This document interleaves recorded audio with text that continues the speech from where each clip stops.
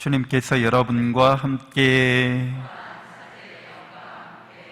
루카가 전한 거룩한 복음입니다. 그때 예수님께서 어떤 마을에 들어가셨다.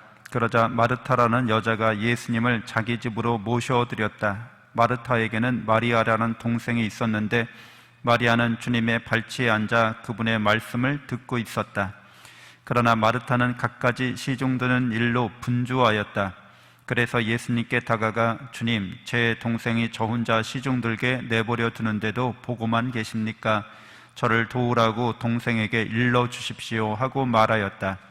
주님께서 마르타에게 대답하셨다. 마르타야, 마르타야, 너는 많은 일을 염려하고 걱정하는구나. 그러나 필요한 것은 한 가지뿐이다. 마리아는 좋은 몫을 선택하였다. 그리고 그것을 빼앗기지 않을 것이다. 주님의 말씀입니다.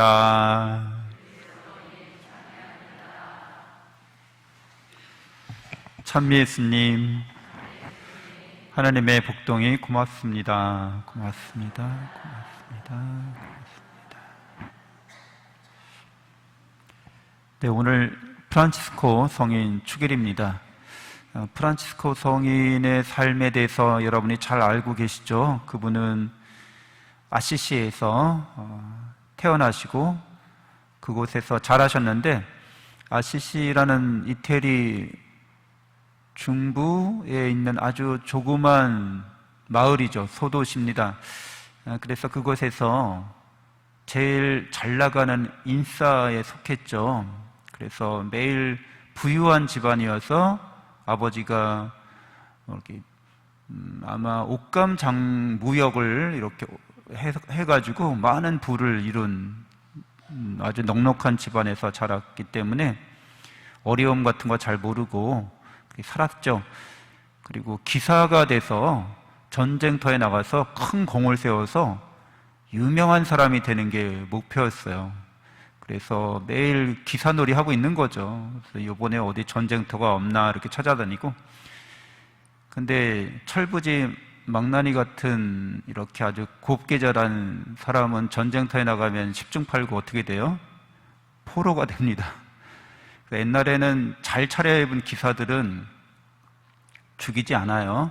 왜? 몸값을 어마어마하게 요구할 수 있으니까. 그래서 이제 포로가 돼서 몸값을 어마어마하게 물어내고 이제 자유인이 됐죠. 고향으로 돌아왔는데 또 다시 그 전의 삶으로 돌아가려고 해도 약간 모양새가 안 나잖아요. 이제 좀 시들해진 거죠. 다 동네방네 소문났고, 그래서 이제 별로 이렇게 그런 데 있어서 크게 야망을 난 그런 데 재질이 없나 보다 이런 것들 아마 느꼈겠죠.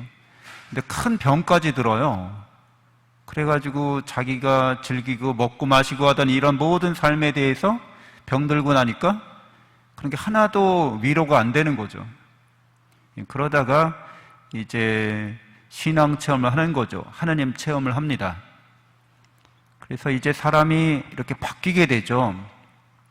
오늘 제1독서에서 읽은 바오로 사도도 약간 이제 결은 다르지만 그 당시에 가장 잘 나가는 삶, 인싸의 삶인 거예요. 그거는 예루살렘에 있는 최고의 랍비에게 배움을 얻고 거기서 아주 두각을 나타내고 모든 사람에게 칭찬받고 인정받는 그런 훌륭한 율법학자가 되는 거, 바리사이파가 되는 게 사람들이 모두 박수 쳐주는 일이었거든요.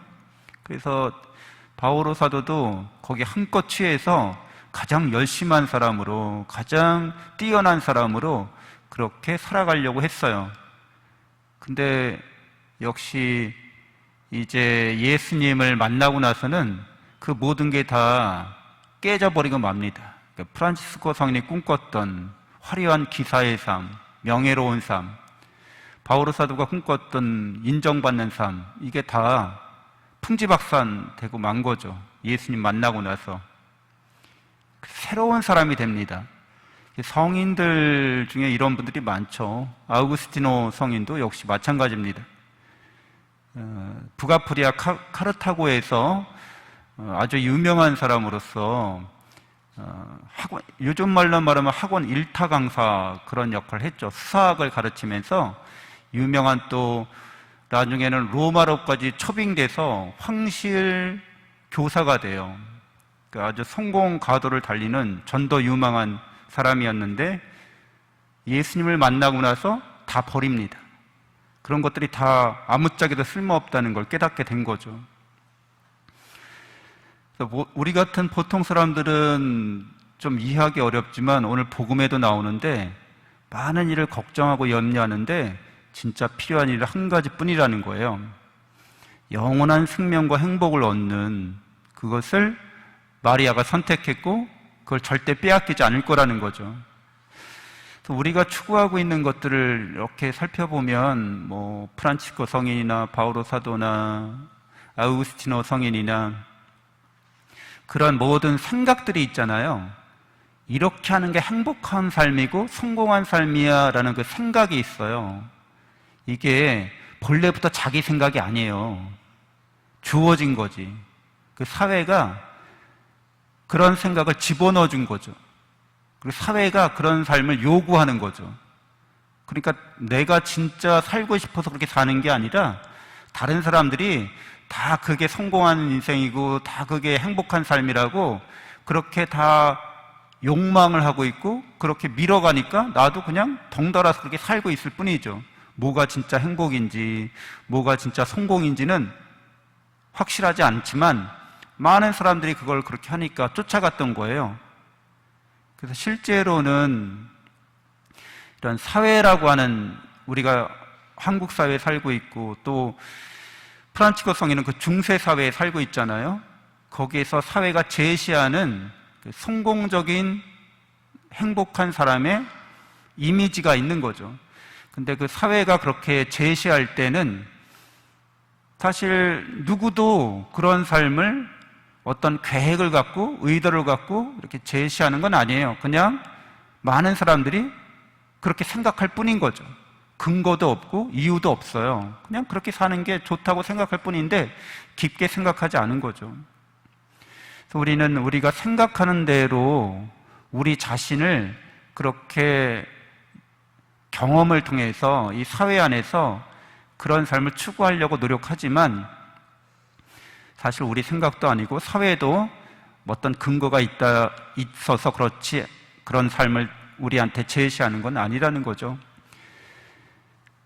세 가지 중요한, 우리가 꼭 알아야 되는, 모든 사람이 알아야 되는 세 가지 진리가 있는데 첫 번째는 하느님이 어떤 분인지 알아야 한다는 거죠. 그렇죠? 하느님이 어떻게 인간을 또 이 세계를 창조하셨는지 그걸 알아야만 합니다. 하나님 사랑으로 창조하셨다고 그랬잖아요. 사랑으로 우리를 당신의 모습 따라 지으셨다고 했잖아요. 그러니까 하느님을 아는 것은 사실은 하느님께서 스스로 알려주셔야 되는 거죠. 그래서 예수님이 하느님이 어떤 분인지를 알려주셨어요. 그래서 하느님의 사랑을 통해서, 예수 그리스도를 통해서 내가 누군지가 밝혀지는 거죠. 자기가 어떤 존재인지 밝혀지는 거예요. 성경은 하나님을 닮은 존재라고 말해주고 있다고 그랬잖아요. 그러니까 하나님을 닮아가는 존재라는 거죠. 근데 하나님을 닮아가려면 이 세계가 필요한 거예요.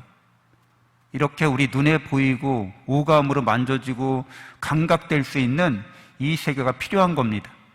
그래서 이 세계가 창조된 거예요. 이 세 가지 꼭 알아야 될 진리에 대해서 우리가 깨닫기 시작하면 이미 우리가 영원한 생명과 행복을 하나님의 사랑으로 받은 존재라는 것을 이제 확신하게 됩니다. 하나님을 더 닮아가기 위해서, 더 행복해지기 위해서, 하나님과 함께 사는 그 삶을 더 우리가 깊게 살기 위해서 인생 경험을 하고 있는 거죠. 그러니까 이렇게 하나님의 사랑 안에서 자기 자신과 자기 자신이 어떻게 살아야 되는지를 아는 사람들은 가장 필요한 한 가지를 얻은 거예요. 그래서 이렇게 살아가는 거죠. 이미 영원한 행복에 들어간 겁니다. 근데 이러한 가장 알아야 될 세 가지 그걸 한 가지라고도 할 수 있죠. 사랑하는 거에 대해서 모르면 자기가 왜 그런 생각하는지도 몰라요. 자기가 왜 생각대로 이렇게 살아가는지도 몰라요. 자기가 누군지도 모르고 사는 거예요. 자기 마음에 이끌려서 살아요. 자기 마음이라고 하는 것도 잘 보면 진짜 자기 마음이 아니라 다른 사람이 원하는 마음인 거예요. 다른 사람이 성공했다고 말하는 마음인 거예요. 다른 사람이 행복하다고 말하는 그 마음인 거예요. 자기 마음도 아니에요. 근데 그게 잘 안 됐다고 그래서 내 인생은 실패했어, 내 인생은 불행해, 이렇게 생각한다는 거죠. 본래 자기 마음도 아닌 걸 갖고서.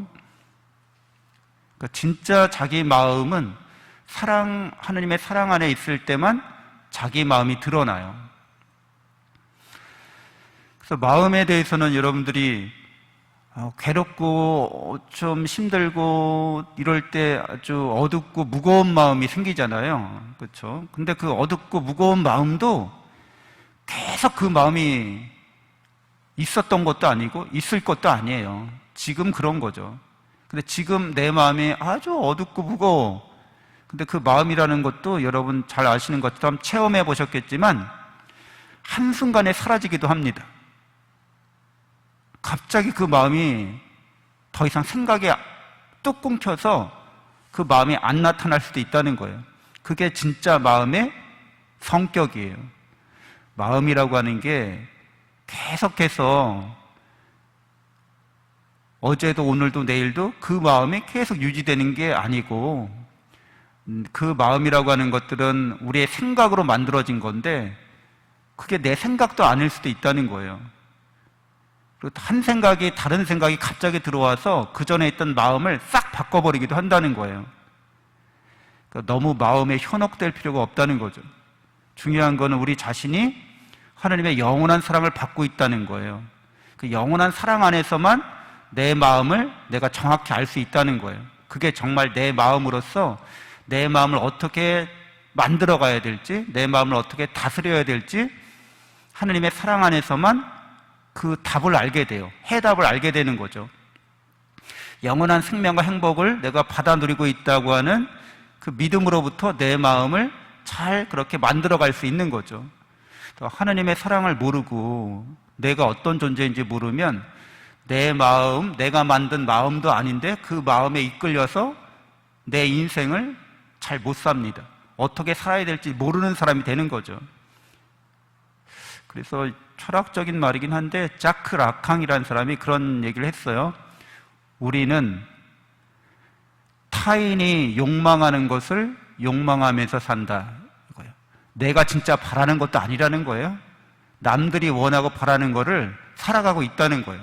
자기 삶을 살아야 되는데 저렇게 하는 게 성공한 인생이야, 저게 행복한 인생이야.